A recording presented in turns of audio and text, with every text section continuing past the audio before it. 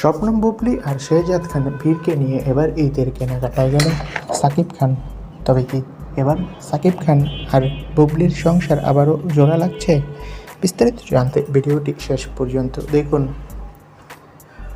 বুবলী বসগিরি দিয়ে 2016 সালে সিনেমা জগতে পা রাখেন, আর সেই বসগিরি সিনেমাটি ঈদে মুক্তি পেয়েছিল। বেশ ব্যবসা সফল হয়েছিল বসগিরি সিনেমাটি, আর এবারও বুবলীর দুটো সিনেমা এবার ঈদে মুক্তি পাচ্ছে।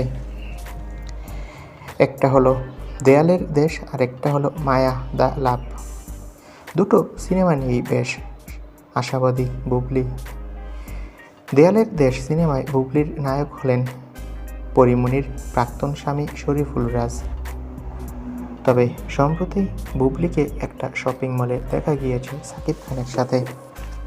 এখন টেলিপাড়ায় একটাই কানাঘুষা, বুবলী আর সাকিব খান কি আবারও সংসার শুরু করছে, এই জন্যই নাকি ঈদের কেনাকাটা করছে।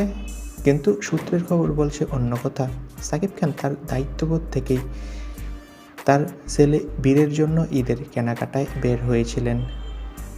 এর থেকে বেশি কিছু জানা যায়নি। তো বন্ধুরা, বুবলী ও সাকিব খান সম্পর্কে তোমাদের মন্তব্যকে কমেন্ট করে জানাও। ধন্যবাদ।